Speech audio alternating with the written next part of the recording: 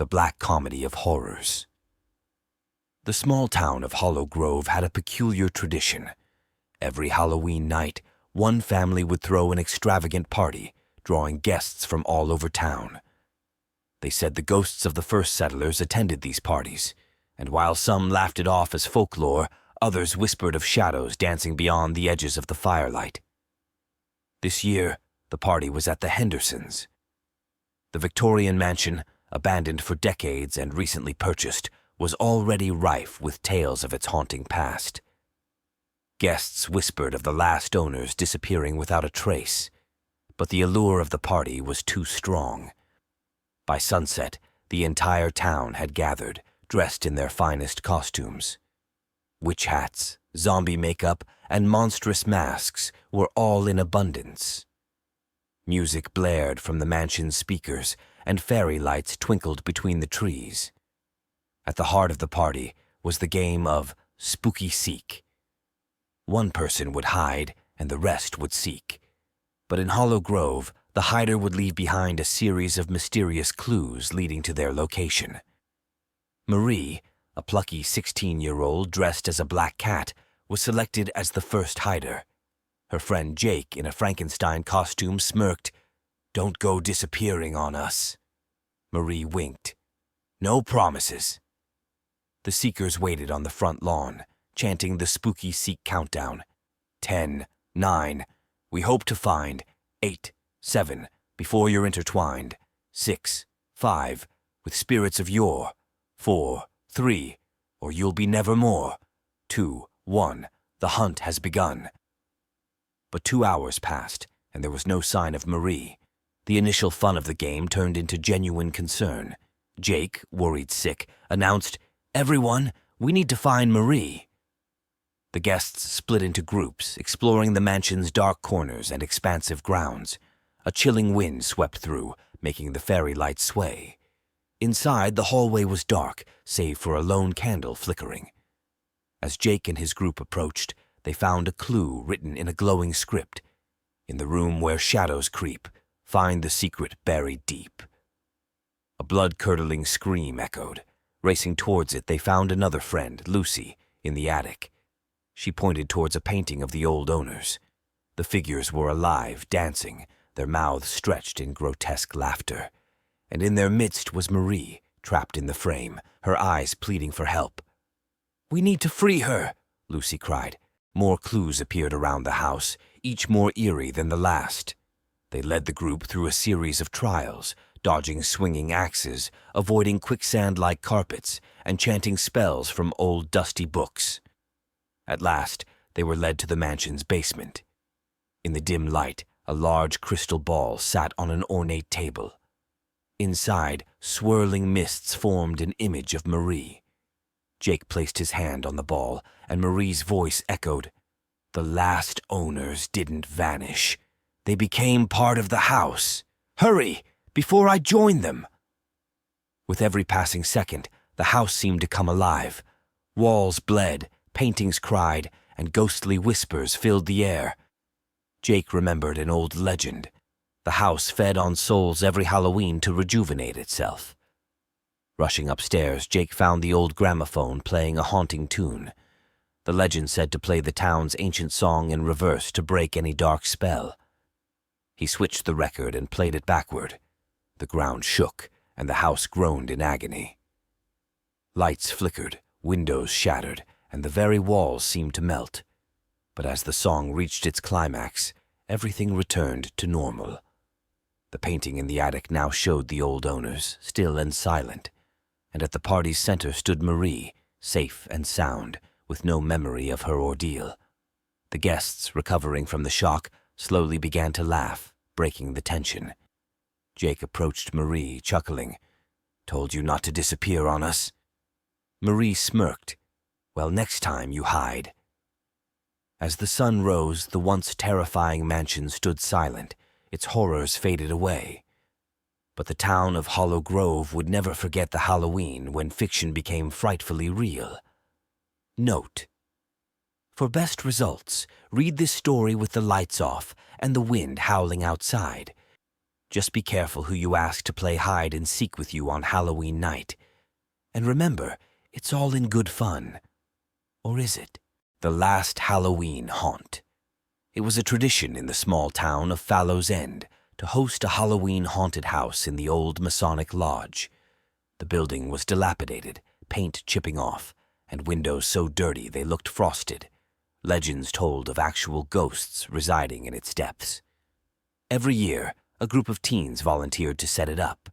This year, it was Jake, Elsie, Mia, and Derek. As the excitement built, they discussed fresh ideas, especially since their schoolmates boasted they couldn't be scared anymore. "Let's make it authentic.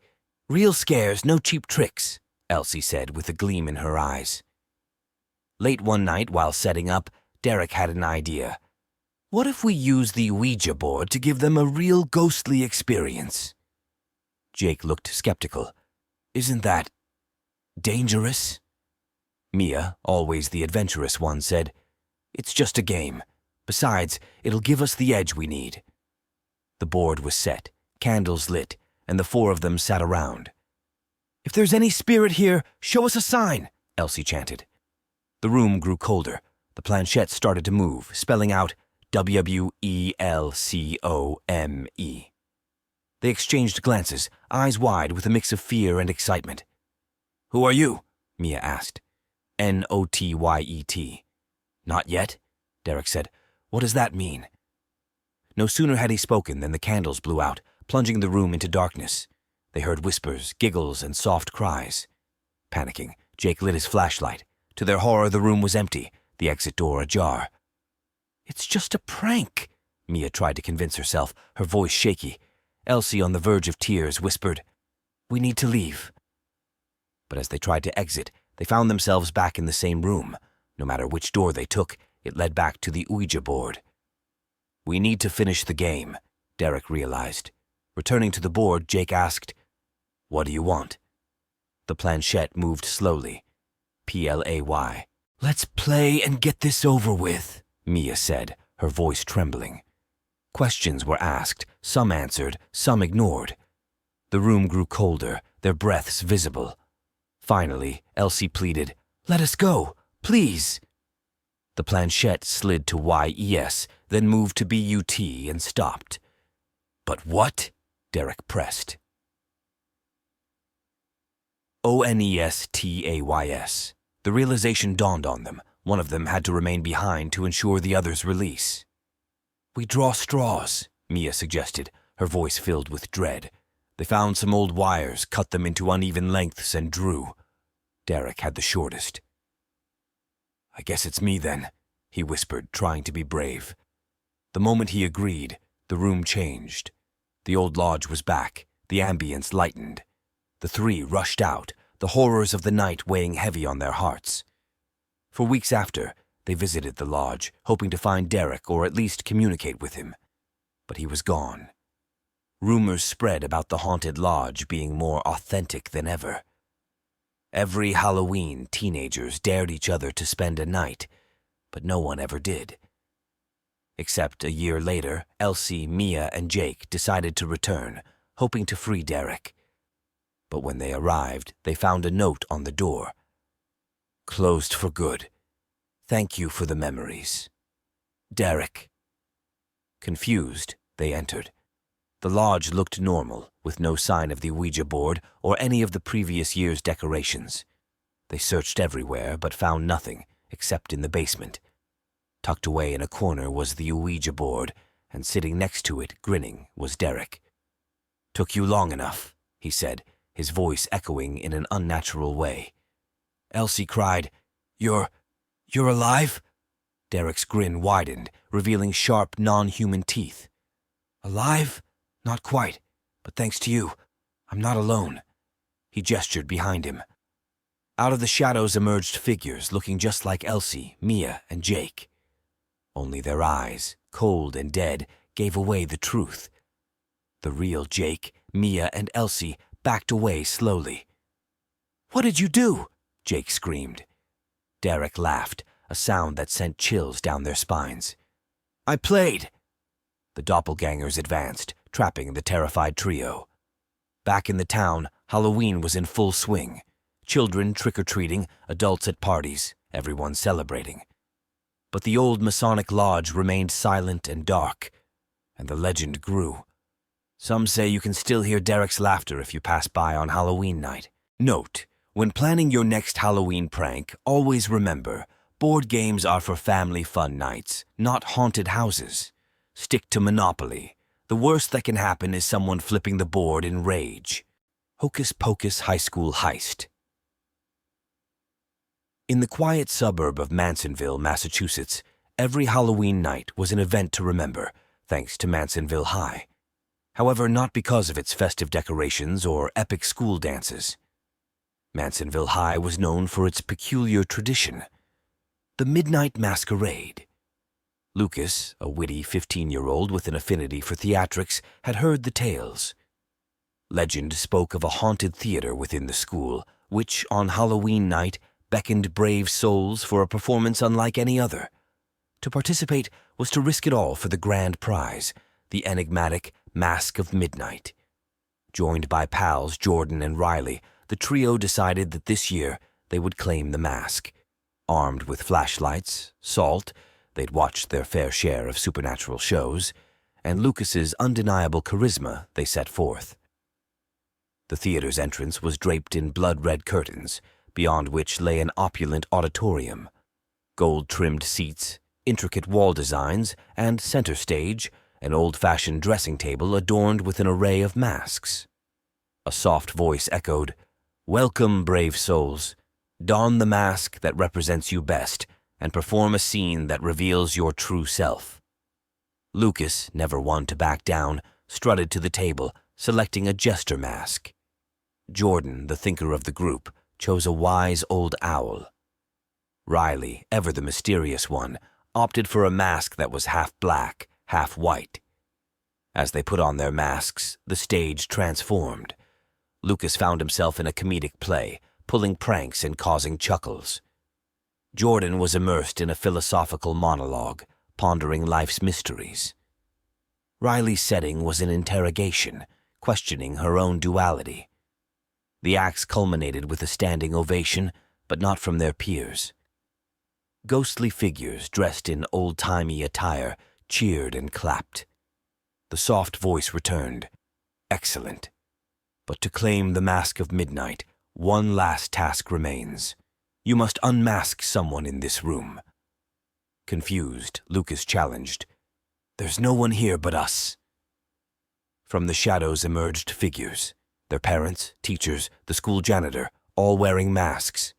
Riley gulped, "We have to unmask one of them? But what happens if we're wrong?" The voice, now eerier, responded, "Choose wisely or join the eternal audience." Lucas, in a bold move, approached the masked janitor. Ripping off the mask, he revealed the janitor's smiling face. "Incorrect," the voice boomed. Suddenly, the stage opened, swallowing Lucas whole. The audience's laughter was deafening. Panicking, Jordan pointed to a masked teacher. Riley hesitated, but eventually agreed. They unmasked the figure, revealing, "The principal!" The voice roared in delight as the stage claimed its next victim, leaving Riley alone, trembling. Desperation consuming her, she approached the masked figure of her mother. With a deep breath, she unmasked the figure to reveal an empty void. The theater erupted in ghostly applause. The voice, now soothing, declared, "Well done. The Mask of Midnight is yours." Riley, clutching the coveted mask, felt a mix of triumph and horror. The price for the prize had been steep, but before she could process the night's events, the theater returned to its decrepit state. The audience, the opulence, all vanished. Emerging from the theater, she was greeted by sunlight. To her shock, she wasn't at Mansonville High anymore. She stood outside a dilapidated building with a sign that read, "Mansonville Asylum." Riley realized the chilling truth. Mansonville High was a tale of the past, its grounds having been built over the old asylum, which had burned down a century ago on a fateful Halloween night. The Midnight Masquerade wasn't just a tradition. It was a trap, set by vengeful spirits. With the mask in her possession, Riley had the power to rebuild Mansonville High, but with a twist.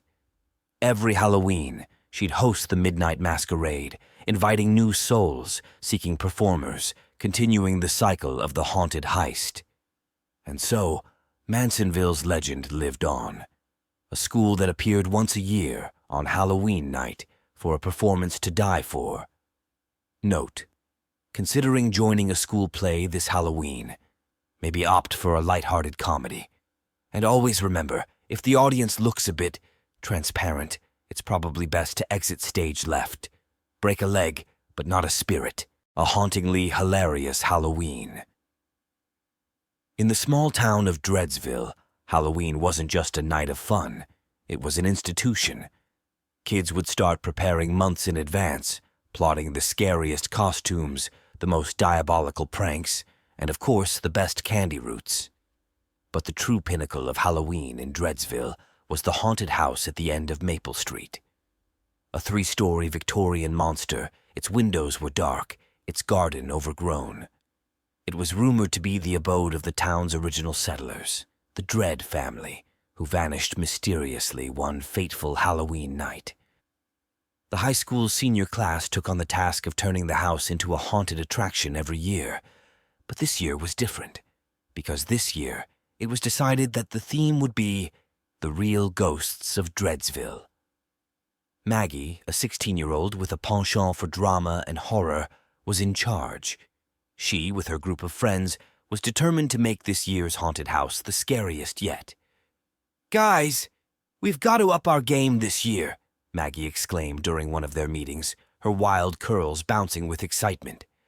"We need real spooks, real chills." Tommy, Maggie's best friend and the class clown, smirked. "How about a toilet that sprays you with green slime?"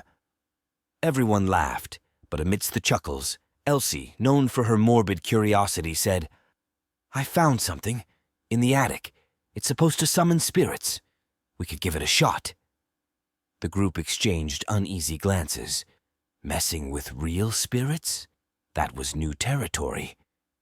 Maggie's eyes twinkled mischievously. What better way to have a haunted house than with actual ghosts? On the eve of Halloween, after setting up the house, the gang sat in a circle in the attic. Elsie placed a dusty old book in the center. Its pages were filled with cryptic symbols and chants. Taking a deep breath, they began to recite a summoning spell. The air grew colder. Lights flickered. Then, bang! A door slammed shut. Laughter echoed through the house, a sinister, bone-chilling laughter. Tommy gulped. I think we actually did it." Suddenly, ghosts materialized. Not just any ghosts, but the Dread family. They were just as shocked to see the living as the living were to see them. "You summoned us?" asked Mr. Dread, his mustache twitching with curiosity. Maggie nodded. "We were aiming for a real haunted house experience." Mrs. Dread clapped. "How delightful! We've always wanted to be a part of Halloween festivities." The night began with a mix of screams and laughter. As guests entered, they encountered ghosts who engaged in both terrifying and absurd antics. Mrs. Dread would float around with her decapitated head under her arm, then make it sneeze, spraying unsuspecting guests with glitter. Young Timmy Dread chased visitors while riding a ghostly chicken. The night was a roaring success. The haunted house had never been more popular. By midnight, however, the crowd had thinned out. The Dreads gathered the students, clapping and cheering. Maggie sighed in relief. "Thank you, Dreads. This was truly memorable." Mrs. Dread smiled warmly. "But dear, you've forgotten one thing." The temperature in the room plummeted. "You did summon us," whispered Mr. Dread, his eyes now devoid of warmth. "But you didn't send us back." Tommy gulped. "That's a thing?" Elsie, pale as a sheet, flipped through the book. "There's a banishing spell, but it needs—" She paused, her voice quivering. "A living soul." The group exchanged horrified glances. They'd made a terrible mistake. But then, with a dramatic flourish only he could muster, Tommy stood up, wearing a ghastly smile. "Well, I've always wondered if my jokes would kill in the afterlife." Bang! A blinding light enveloped the room. When it cleared, Tommy was gone, and so were the dreads. The remaining students left the house, the weight of their loss heavy in their hearts. Dreadsville's haunted house would be legendary for years to come, but at a price no one had expected. Each Halloween, visitors claim they hear ghostly laughter from the attic. And if you listen closely, you might just catch one of Tommy's puns, followed by the groans of the undead. Note: next time you're tempted to summon spirits for a laugh, remember to always read the fine print. And if you hear a bad joke in the wind, tip your hat to Tommy, making the afterlife a little lighter, one pun at a time.